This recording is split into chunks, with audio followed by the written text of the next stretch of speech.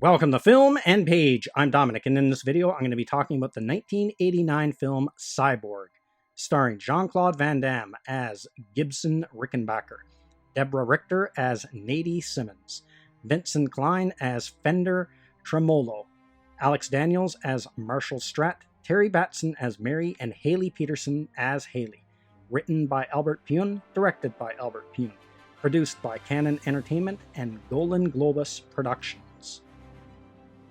So this is a movie that I hadn't seen in a long time, Cyborg. And I finally rewatched it the other night, and I can't even remember the last time I did see this movie, but it's been a long time. And now, when I originally seen this movie, it's when it was new. It was in '89. And I remember going to my brother's place, and he had rented it and watched it there. And I remember when I watched it originally, I remember thinking it was a really good movie. And this is when Van Damme was really starting to get big. He had done Bloodsport, and I think Bloodsport was probably his most popular movie at the time. It was kind of like one of those breakout movies for him. And that's what I had seen him in. And then this was the second movie I seen him in after Bloodsport. But rewatching it after all this time, I have to say this movie is not nearly as good as I remember it being. Now, I've watched a few of Albert Pyun's movies, and I've reviewed some of them on my channel. And those were the Nemesis films. So there was 4 or 5 of them. I think I reviewed all 5 of them. With the best one for sure being Nemesis. Now, Cyborg is very similar kind of setup. So it's like set in this post-apocalyptic future, and it involves cyborgs and martial arts and stuff like that. So what is this movie about? So this movie is post-apocalyptic science fiction. So the world is all post-apocalyptic, everything's been destroyed, and humanity is really in the gutter, and it's being, just ravaged by a plague, and that's what's causing society to collapse. Now, there might have been some other factors in the movie, but I can't quite remember, but I know a plague was a big factor in this. So there's a group of scientists in Atlanta who have took one of their female colleagues, she volunteered for this, and they turned her into a cyborg. And they sent her off with this other guy who's he was kind of like a soldier, to go across the country to get some information, to retrieve this information in her data banks, bring it back to them, and give it to the scientists so they can cure this plague. And if they cure the plague, they can get humanity back on its feet.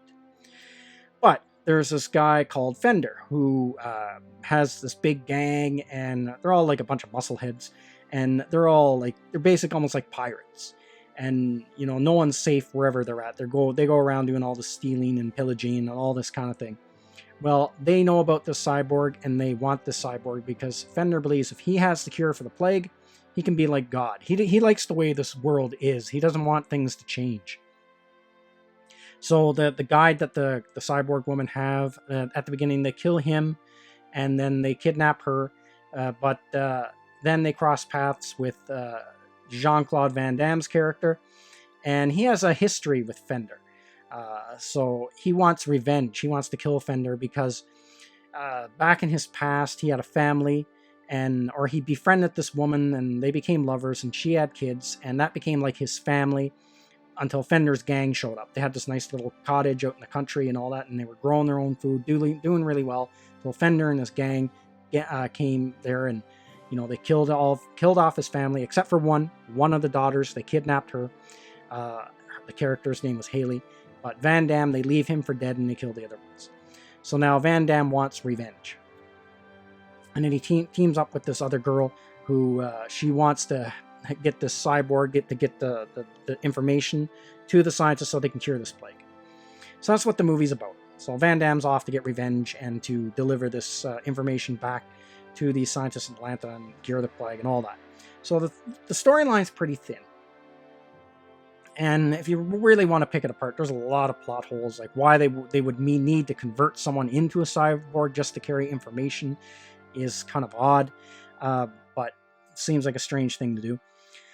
And even if they do cure the plague, how is that going to magically just bring humanity back? A lot of questions there, but anyway. Now, I'm going to compare this movie to Nemesis. because that's really the best comparison, because they're very similar. They're made by the same director and stuff like that. Now, I have to say that I remembered this movie being better than Nemesis, because I'd seen this movie, and then a few years after I'd seen Nemesis, and thinking that, like, my memory kind of played tricks on me, thinking that Cyborg was a lot better. And the reason why I thought that, just because Jean Claude Van Damme was in the movie. But having watched Nemesis, I think it was last year I watched that movie, or the year before, and reviewed it on my channel, and then now seeing Cyborg with fresh new eyes, I have to say Nemesis is a much better movie. I think some of the things that kind of drag Cyborg down is, for one, I feel the movie takes itself way too serious. Van Damme's way too serious in the movie, does a lot of brooding and all that kind of thing. And where Nemesis, you kind of get the impression when you watch the movie, they know exactly what this movie is. It's a cheesy sci-fi B movie, action film. And then that's the other thing, the action portion of it. I found Nemesis had way more action in it, a lot more exciting gunfights, even the fight scenes were better. Where Cyborg, it's very slow going for a movie that's not really that long. It feels longer. And usually this is a bad thing when I have to do this in the movie. This is where the movie is starting to lose me. If I have to pause the film to see how much longer the movie is, then I'm not really being entertained. I'm just kind of like pushing through it. And I found a lot of the parts of this, and I actually did that with this movie. I paused it and seen, okay, there's only so much longer left. Okay, I'm almost at the end. And the parts that I had no interest in it, and it really dragged the movie down, was all the flashback scenes with Jean Claude Van Damme and his adoptive family that he had. It when it went back to show those parts, it was just excruciatingly boring to watch. And on top of that, Van Damme wore this really stupid looking wig to make it look like he had long hair. Why they did that, I don't understand the creative choices for that. I don't know. Make it look, he didn't look any younger. He actually looked older. It was stupid anyway. And he looked ridiculous. So there was that. And it just wasn't interesting. It was just like a backstory, just kind of pulled out of nowhere to just give Van Damme an excuse to go after Fender and to stop him. I think it would have been more interesting, because he's like the reluctant hero. It would have been more interesting if he just genuinely wanted to get this cure back to Atlanta, because he just wanted the world to be a better place or something, some better motivation there, instead of just straight up revenge.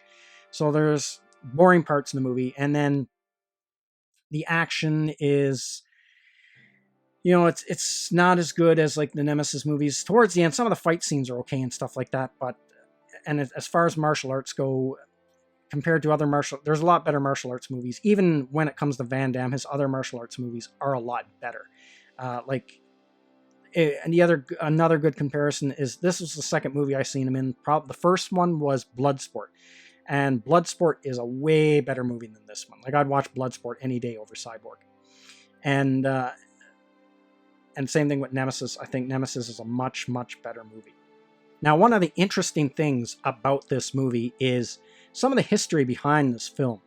So this was made by Cannon Films in the late 80s, and this is at the point where Cannon Films were having a lot of financial problems because they kind of put themselves under, well, one, they were just the way their business model was being handled and stuff like that. If you ever get the chance to watch the documentary about Cannon Films, it's actually really interesting. It's a very good documentary, and it tracks how the rise and fall of the whole studio. So they were having a lot of financial problems at this point.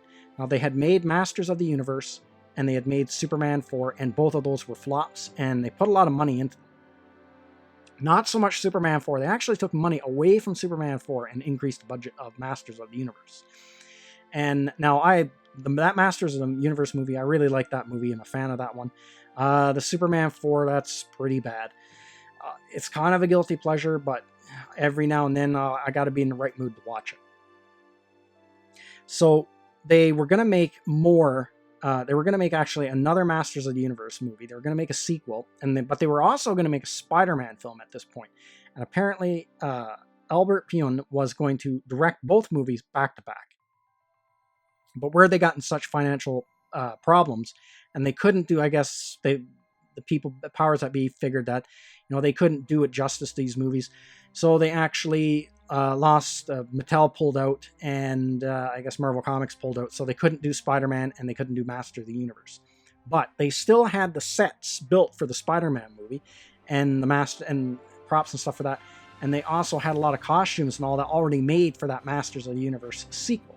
So instead of letting all that go to waste, Albert Pyun wrote the script for Cyborg and made this movie with the leftovers from Spider-Man and Masters of the Universe, the sequel. And you can kind of tell, you can kind of see that when you watch the movie, you can see the characters, their costumes kind of have this medieval look to them. And apparently the main villain, Fender, I do believe I read somewhere or heard somewhere that his costume is actually, that's what Skeletor would have been wearing had they made a Masters of the Universe sequel. Because you can tell he has like the kind of the purple color scheme that's a little bit associated with Skeletor, and it has that chainmail over the top, and it has this medieval look. It looks like more medieval than futuristic. And if you watch, a lot of the characters have costumes like that. So as far as B-movies go, I know there is a cult following for this film, and but for me, as far as like comparing it to Bloodsport or Nemesis, I think Nemesis is a way better movie, and same thing with Bloodsport. Now, I'm not saying I would never watch this movie again, but it wouldn't be one of my go-tos. That's for sure, and it has been a long time since I watched it, and to me, it hasn't really aged well. I could really pick out the flaws that went over my head as a kid. So that's everything I got to say in this video. Let me know what you think in the comments section, and I will see you at the next one. I'd like to say thank you to all of my subscribers. I appreciate you all in helping this channel grow. If you're new to the channel, don't forget to like, share, and subscribe. Also, don't forget to hit the bell icon so you'll be notified when new videos are uploaded.